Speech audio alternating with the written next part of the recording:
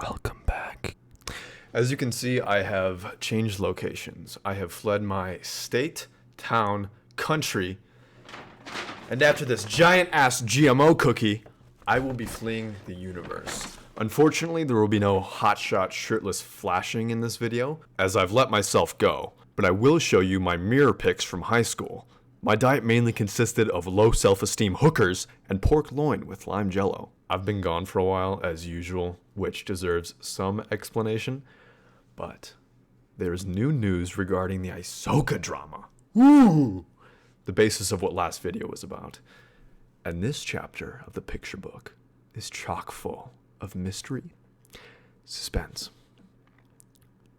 romance, and lots of sex. Okay, maybe not that last part, but some stuff happened, and I thought, why not cover it in a short and sweet video, talk about the past, where I've been, and maybe a little bit about the future. I think that sounds fair, comfy.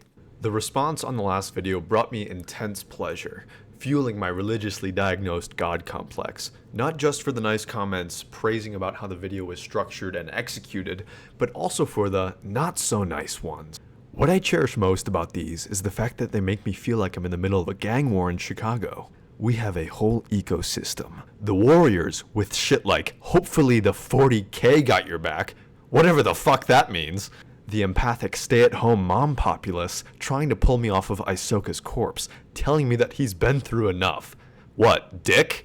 And finally the drive-bys, the straight shooters who go for physicality, my favorite. Being an Omegle veteran, I can appreciate a full frontal attack, and I think the world should return to a more traditional arena of bullying, like the one I grew up with.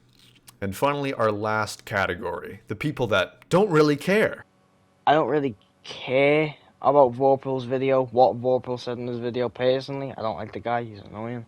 Especially now, really annoying now, but... Let's go back in time to when I dropped this video. At the end of it, I challenged Aysoka to a 1v1 in Battlefront 2, which, if I'm being brutally truthful with you, I did not expect him to accept it. Seeing as how last time we fought, it was an absolute steamroll, and to get into your own head that you could possibly beat somebody like that after taking a year away from Battlefront while that same player has been dueling for about over a year straight, continuously, it's a pretty decent claim to call that a suicide mission, right? Thus, he came to Angban's gates, and he sounded his horn, and smote once more upon the brazen doors, and challenged Morgoth to come forth to single combat. And Morgoth came. So to my surprise, he accepts the 1v1. Now, taking into account the logic we just discussed, I got a little bit suspicious. Not that it was him initially, because he DM'd my PSN main from his PSN main. No, what made me suspicious right out of the gate was this message. I asked him how many rounds he'd like to go, to which he responded, until I want to quit. Not leave, have to leave, whatever works for you, but quit. Tap, disconnect, implying that a storm is coming. What could the stratagem be here? So I sat down and put my walnut-sized brain to the test. And what I got, the most likely answer was in my head was the shadow swap method. This is when an inferior player or a pussy, such as Aysoka, contacts a superior. Now what the superior does is he signs into the inferior's account, effectively disguising himself for the dual set. Alas, there is an issue, a critical flaw with this method that I will get to in just a few billion microseconds. Now if I had something like the shadow swap up my sleeve in his position, I would be acting in a similar way here. I would also tell Vorpal that I'm not doing shit Saturday, then deny the 420 time frame and instead choose 5 to 6, potentially in favor of the third party, the teammate, or in our hypothesis, the substitution. I'm not doing anything Saturday, but let's move it to 5 to 6. Remember that factoid, we'll talk about it later. I ask, who are you betting on, me or you? And he responds, you'll see, LOL. Now maybe I'm just a schizophrenic, but that sounds a tad bit ominous to me. So I entertain the shadow swap method a little deeper. Now let's talk about its critical flaw. If you have somebody else sign into your account, they can't really use their mic. It's somebody else on the sticks. It's somebody else with the controller, with the mic set up, And if you blow your cover, the guy's going to know that it's not you, and he's going to, get a little bit sus. And in Battlefront 2 1v1s and dueling, calling out the map is essential in getting into a game. You get 2 people on one side, 2 people on the other, and then you queue at the same time in showdowns. You hopefully try and get into a game. And if you're using this method, you're going to be on mute the entire time, and you're going to need your teammate to call out the maps for you. This is the plan's weakness, and it's something I thought 99% sure would happen after the you'll see, the time specification, the boost in confidence. It all just kind of left a few goosebumps on my dick, But it wasn't enough to draw a real solid conclusion, so I waited until the big day. And before I got into the party chat, I told my buddy Phantom my second of my suspicions, and I told him that I wasn't going to get into the ring with this guy unless he just popped in once, turned on his mic once, and said hi.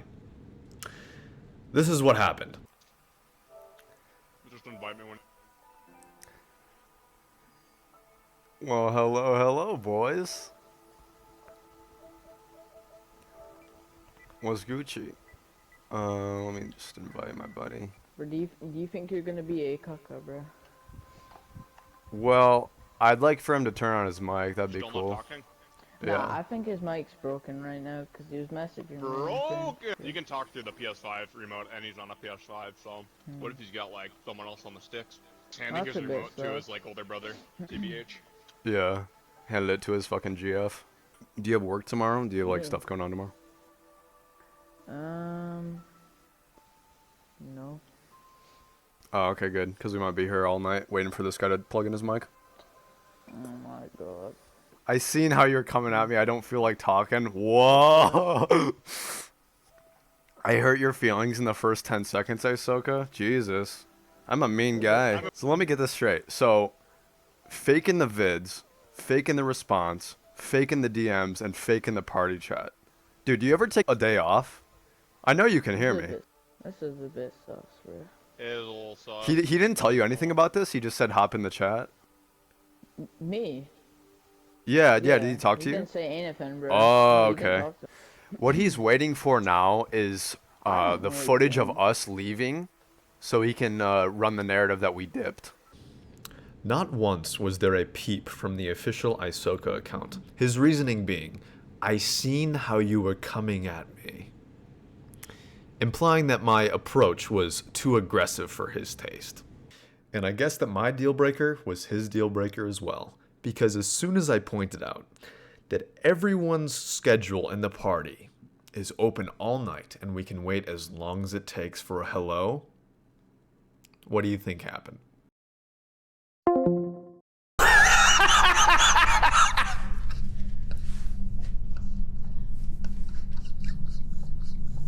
So there's a reason why I absolutely adore the way that this situation panned out and ended.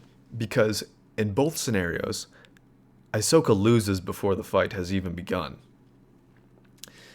If it is him, and he didn't want to turn on his mic at all throughout our entire interaction because of the way I joined the party chat, that's fucking hilarious. What a masculine guy, right? But the more likely scenario is that I saw through his paper-thin plan, and he wasn't smart enough to find a way out of it. It really could have gone a lot smoother, and there were many ways for it to go off without a hitch, lass. I could give you a lot of tips on how to be a cunning piece of shit, but unfortunately you just missed my prime Joker phase. Now we're on like lightweight Yagami and Thomas Shelby back at 9 p.m. So unfortunately we can't team up. I know you're fantasizing about what your career could possibly look like if you join forces with the Dollar Store Moist Critical, but I just got out of a 3-year relationship with my second personality, Zolvac Billis, and I'm not willing to chug eggnog in a Jester's outfit for at least another 6 months, nor am I ready for another relationship. Back to the matter at hand. When you take into account that there are people in this community that aren't strangers to account swapping for laughs,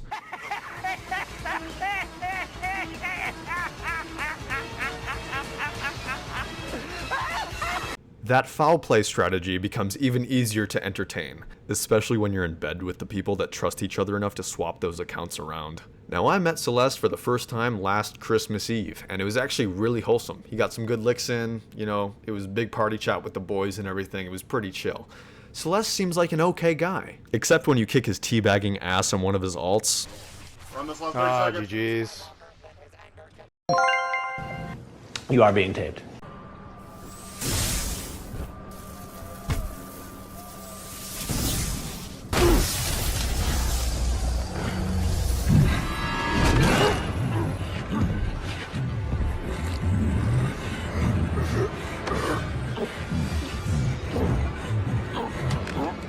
You leave me no choice, Mr. Wayne.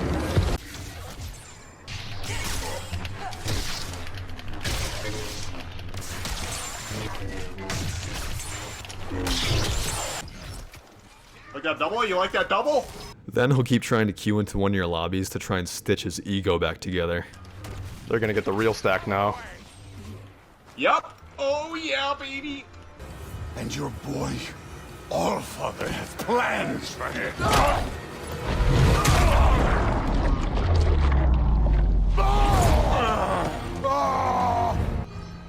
There he is.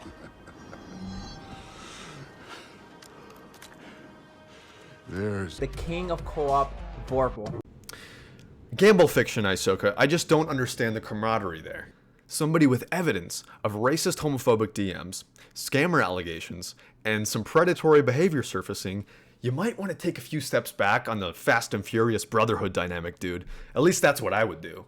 But hey, I configured the furniture in my living room to make three-ways easier. Now, do I have consistent three-ways? No. Do I ever get three-ways? No.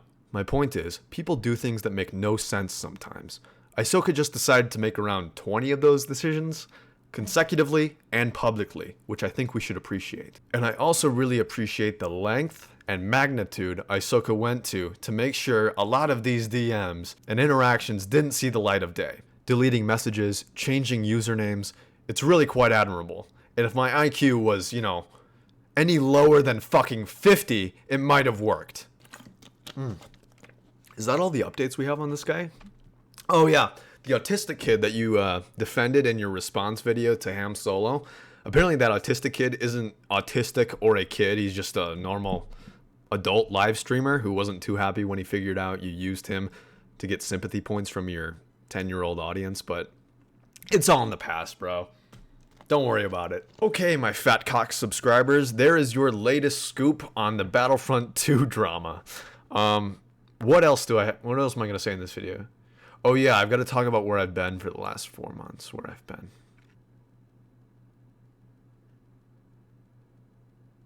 Okay, let's talk about the future.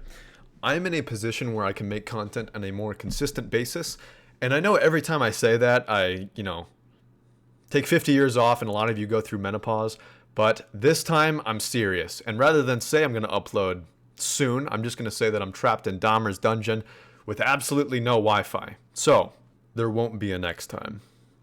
But until then, lead beautiful, efficient, wonderful lives. Later, guys.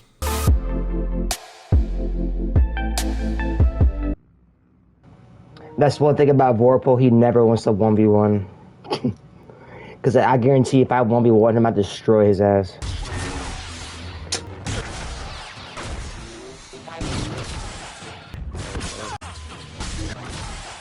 Alright,